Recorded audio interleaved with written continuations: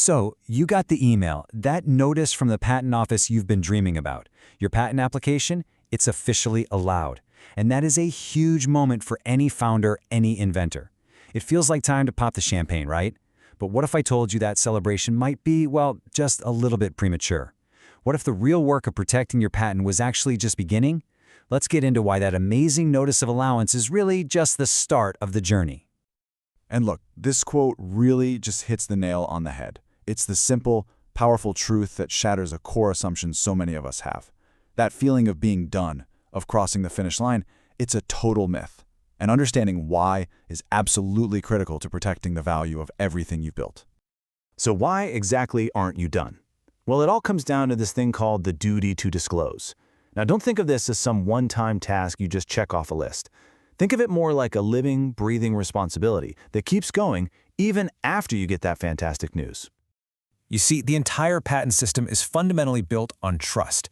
The U.S. Patent and Trademark Office, the USPTO, they trust you to be honest about any information you know of that might affect whether your invention is truly new and non-obvious. But here's the kicker. That trust doesn't just magically disappear the second an examiner says, yes, your responsibility stays alive. And it's this ongoing duty that, believe it or not, ultimately protects your patent's value in the long run. Okay, fine. So it's a living duty. But why should a busy founder really care about this? I mean, you've got a company to run. Well, because ignoring this can quietly, sneakily turn your most valuable asset into a massive liability. And it almost always happens at the worst possible time. Let's just ask the question directly, because it's something every innovator should be thinking about. What kind of risk are we really talking about here? And just to be clear, we're not talking about some small fine from the patent office. Oh no, the risks are way more tangible, with a direct, painful impact on the future of your company. And here's where the rubber really meets the road.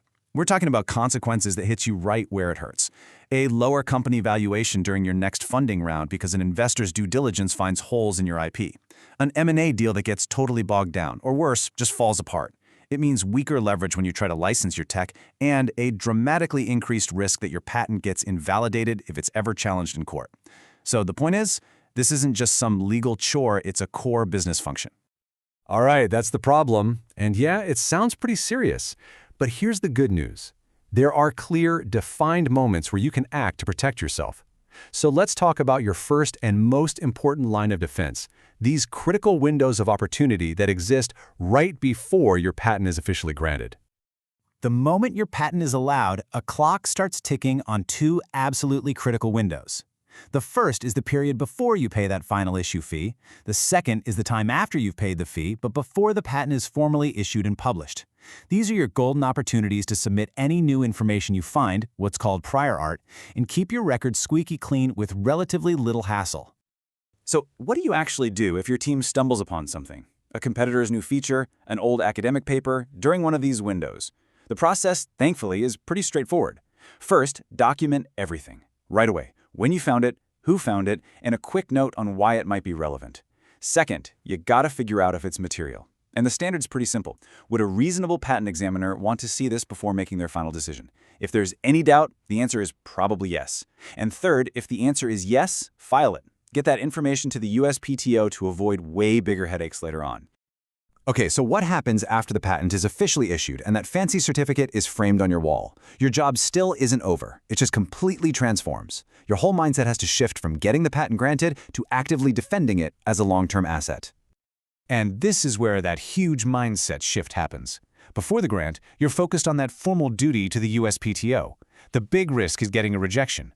But after the grant, your focus has to switch to maintaining the strength of that patent as a business asset. The risk is no longer coming from the patent office, it's coming from a competitor challenging you in court. Your goal is now to defend its value for the next 20 years. And this right here is the key takeaway for the post-grant world. The game completely changes. The danger isn't an examiner in an office anymore. The real danger is that a competitor finds that same piece of prior art you found and they use it as a weapon to invalidate your patent, probably right when you're trying to enforce it against them. So, what's in your defensive toolbox? Well, the first tool is something called supplemental examination. The best way to think about this is as a way to proactively vaccinate your patent. You can actually ask the USPTO to officially consider a specific piece of prior art you found after the grant. Doing this cleans the record and basically neutralizes that piece of information as a future threat before a challenger can ever use it against you. But what if the new information you find is a little more significant? What if it shows your claims might have been a bit too broad? That's where a reissue application comes in. This lets you go back to the patent office to fix mistakes or narrow your claims. Now, some founders see this as admitting failure, but it's the exact opposite. It is the mark of a mature, sophisticated company that values long-term strength over short-term pride. Now, it's also really important to note that you don't have to freak out and file something every single time. Sometimes, the absolute smartest move is to simply document the discovery internally and do nothing more. If the prior art isn't really that meaningful, or it's way outside the scope of your claims, overreacting can just create unnecessary costs and headaches. Knowing when not to act is just as strategic as knowing when to file. Okay, let's bring all of this together. We've talked about duties, we've talked about risks, and we've talked about these post-grant tools. But I want to reframe this whole thing for you. This is not just some burdensome legal chore you have to deal with. When you handle this correctly, it becomes a powerful strategic advantage that makes your entire company more resilient and a whole lot more valuable. So how do you actually do this without grinding your fast-moving team to a halt? The key is a lightweight system.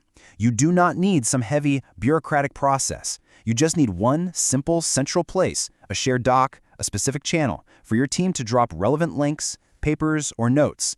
The whole goal is just to stop this critical information from getting lost in forgotten Slack threads or old email chains. Simplicity is what creates consistency. And why does all this matter in the end? Because when investors or a potential acquirer are kicking the tires on your company during due diligence, they see this. A clean, well-documented patent file signals operational maturity. It tells them your patents are real, defensible assets, not just fragile pieces of paper. It builds confidence, and yes, it can directly and positively impact your company's valuation. So I'll just leave you with one final question to think about for your own company, your own innovation. Is your patent a strong, well-maintained asset that's ready for a fight? Or is it just a fragile certificate waiting to be challenged?